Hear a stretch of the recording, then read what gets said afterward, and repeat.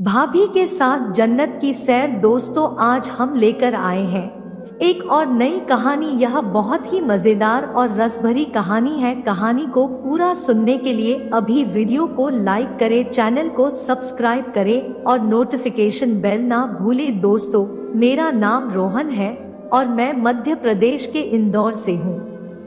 मेरी उम्र 25 साल है। यह मेरी कहानी तब की है जब मेरे ताऊ के लड़के की शादी हुई थी। मेरी नई भाभी आई थी और मैं भी जवानी की मौसम में गोते लगा रहा था।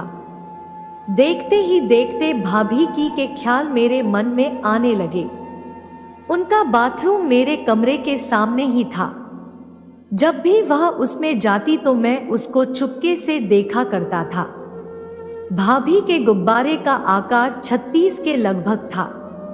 मन करता था कि वहीं जाकर पकड़ लूं। ऐसे ही सपनों में 6 महीने मैंने निकाल दिए थे। फिर बुआ के यहाँ से खबर आई कि फूफा जी चल बसे। सभी घर वाले वहीं जा रहे थे। घर में सिर्फ मैं और भाभी ही थे। दिन ऐसे ही बेचैनी में निकल गया। फिर रात आई। वे दिन सर्दियों के थे। रात के 10 बजे थे और मैं भाभी को याद कर रहा था। तभी एक आहट हुई। मैंने ध्यान दिया तो बाथरूम का दरवाजा खुला था। जरूर भाभी आई होगी, मेरे मन में ख्याल आया। मैंने देर न की और दपल के भीतर ही बाथरूम के पास जा खड़ा हुआ। अंदर देखा भाभी थी, मैं वही छुप गया। फिर वह उठकर बाहर आने लगी तो मैं थोड़ा पीछे हो गया और दोबारा से बाथरूम की ओर आने लगा। जैसे ही वह निकली, उसने मुझे आते देखा। भाभी समझ गई कि मैं भी बाथरूम करने आ रहा हूँ। मैं घुसने ही वाला था अंदर तो भाभी ने पूछ लिया, नींद नहीं आ रही है क्या? मैंने भी हाँ में सिर हिला दिया। वह बोली, पता नहीं ये लोग कब तक वापस आएंगे। मैंने कहा, वह तो अब सुबह ही आएंगे वापस। भाभी बोली, तो फिर मैं कुछ देर तुमसे ही बात कर लेती हूँ, मुझे भी नींद नहीं आ रही है। मैंने बोला, हाँ भाभी, कोई बात नहीं। भाभी मेरे रूम में आ गई। अब हम यहाँ वहाँ की बातें करने लगे। भाभी और मेरे बीच पहली बार इतनी लंबी बात हुई थी, वरना बहुत कम बात हुई थी। अब तक वह पूछने लगी, रोहन तुम तो मुझसे बिल्कुल ही बात नहीं करते, बाकी घर वाले सब बात करते हैं, ऐसा क्यों? मैं बोला, नहीं भाभी, ऐसी तो कोई बात नहीं है। मैंने सोचा कि अगर आज हिम्मत नहीं की तो पता नहीं फिर कब ऐसा मौका हाथ लगे। मैंने भाभी से पूछ ही लिया, भाभी आपको एक बात कहूं तो बुरा तो नहीं मानोगी? वह बोली, नहीं, कहो। मैं बोला, भाभी आप मुझे बहुत पसंद हो। तभी भाभी ने मेरे पिचकारी ओर देखा तो मैंने झट से उस पर टी शर्ट से ढक लिया। शायद भाभी मेरे इरादे समझ गई थी।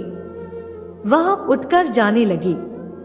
मुझे लगा कि वह नाराज हो गई है और सबको इस बात के बारे में बता देगी। मैंने एकदम से भाभी का हाथ पकड़कर उसे रोक लिया। वह बोली, क्या कर रहे हो रोहन? मैंने कहा, आपको मेरी बात का जवाब देना होगा भाभी। वह बोली, क्या कहूँ, ऐसे कोई बोलता है क्या? मुझे कुछ ठीक नहीं लग रहा ये। मैं, लेकिन आपने कहा था कि आप मेरी बात का बुरा नहीं मानोगी। वह बोली, मैं कुछ समझ नहीं पा रही हूँ, मुझे जाने दो। अब मैं जान गया कि भाभी का भी मन है कि वह मेरे साथ जन्नत की सैर करे, लेकिन वह कह नहीं रही है। मैंने कहा, आप नहीं जानती मैं आपको कितना लाइक करता हूँ। देखो मेरी क्या हालत हो गई है भाभी। कहते हुए मैंने भाभी का हाथ अपने पिचकारी पर रखवा दिया। भाभी ने हैरानी से मेरी ओर देखा, लेकिन जैसे उनके बदन में लहर सी दौड़ गई। वह हाथ हटाने लगी तो मैंने उसका हाथ अंदर ही डाल दिया। अब भाभी के हाथ मेरे समियाना के अंदर था। वह बोली, क्या कर रहे हो, ये पागल हो गए हो क्या? किसी ने देख लिया तो? मैं बोला, मेरे प्यार को ठुकराओ मत भाभी, नहीं तो मैं अपनी जान दे दूंगा। वह बोली, सच्ची? इतना प्यार करते हो? मैंने कहा, आजमा कर देख लो। भाभी बोली, तो दिखाओ फिर। तो मैंने झट से उनको अपनी ओर खींचते हुए जकड़ लिया। तभी भाभी ने मेरी आंखों में देखा और हम दोनों के पंखुड़ियां आपस में मिल गए। हम दोनों एक दूसरे के पंखुड़ियां को रसपान करने लगे। 15 मिनट लंबा चला यह रसपान। फिर मैंने उनकी समियाना के ऊपर से दबाने लगा। भाभी सिसकार उठी, आराम से दबाओ रोहन, कहीं भाग थोड़ी जा रही हूं। फिर मैंने उनकी समियाना खोल दिया और उनकी गुब्बारे देखकर मैं पगला गया और गुब्बारे दबाने लगा और रसपान करने लगा। अब मुझसे रुका नहीं जा रहा था। मैंने अपना समियाना निकाल दिया और पिचकारी को भाभी की गुफा पर रख दिया, लेकिन मेरा बार बार फिसल जा रहा था। भाभी हंसती हुई बोली, क्या हुआ रोहन?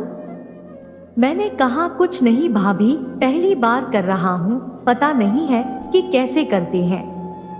वह बोली, आओ मैं सिखाती हूँ। भाभी ने अपने हाथ से मेरे पिचकारी को पकड़कर अपनी गुफा पर रख लिया। फिर उसने धक्का देने के लिए कहा। मैंने जोर लगाया तो अब पिचकारी घुस गया। भाभी की हल्की सी आह निकल गई। वह मुझे हटाना चाह रही थी, लेकिन फिर शायद बर्दाश्त करके रुक गई।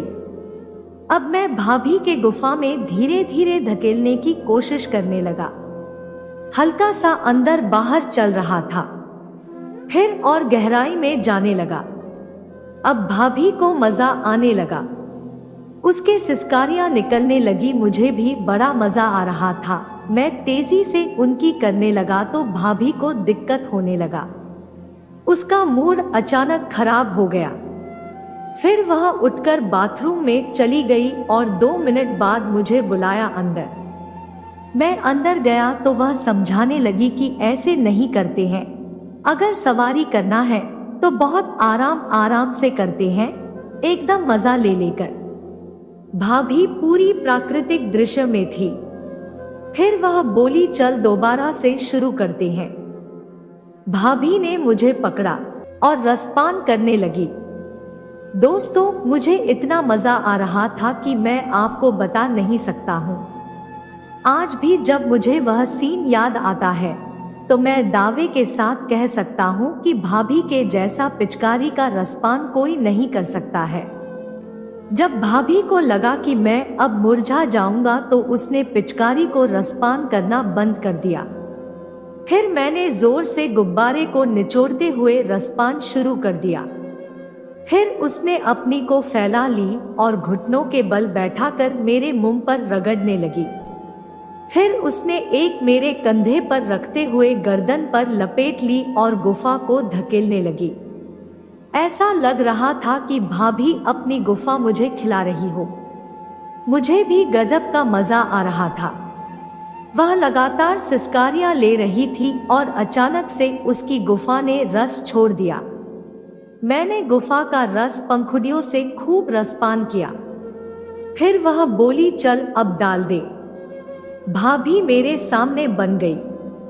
मैंने गुफा पर लगाकर धक्का मारा और भाभी उठकर बैठ गई। वह बोली, हरामी, अभी तो समझाया था कि आराम से करना है। मैंने बोला, सॉरी भाभी। फिर मैं भाभी की गुफा में धीरे धीरे धक्के देने लगा। कुछ देर में उसे मजा आने लगा। मेरी जांघें भाभी के पहाड़ से टकरा रही थी। बाथरूम में पट पट की आवाज गूंजने लगी। ऐसे 20 मिनट तक हम दोनों जन्नत की सैर करते रहे। फिर मैं बोला, भाभी मेरा आने वाला है। वह बोली, अंदर ही छोड़ना। तो मैं अंदर ही छोड़ दिया। ऐसा मजा मैंने कभी अनुभव नहीं किया था। जब मैंने अपना पिचकारी भाभी की गुफा से निकाला तो भाभी के पैर कांप रहे थे। भाभी की गुफा लाल होकर फूल गई थी। वह बोली, तू कमाल का घोड़ा है रे, बहुत ताकत वाला घोड़ा है। फिर हम दोनों एक दूसरे को रसपान करने लगे। फिर हम लोग घर में आ गए। रात में हमने 4 बार जन्नत की सैर किया। भाभी बहुत खुश दिख रही थी। अगले दिन उसके चेहरे पर जैसे एक मादकता फैली हुई थी। उस दिन भाभी के साथ पहली जन्नत की सैर की शुरुआत हुई। उसके बाद जब भी मौका मिलता है, मैं और भाभी हमेशा जन्नत की सैर करते रहते हैं। कहानी का उद्देश्य सिर्फ शिक्षा, प्रेरणा एवं मनोरंजन प्रदान करना है। किसी की धार्मिक एवं सामाजिक भावनाओं को ठेस पहुंचाना हमारा उद्देश्य नहीं है। अगर ये कहानी किसी के असल जिंदगी से मेल खाती है तो ये केवल एक इत्तेफाक मात्र है। समाज की किसी भी कुप्रथा का समर्थन हम नहीं करते। धन्यवाद।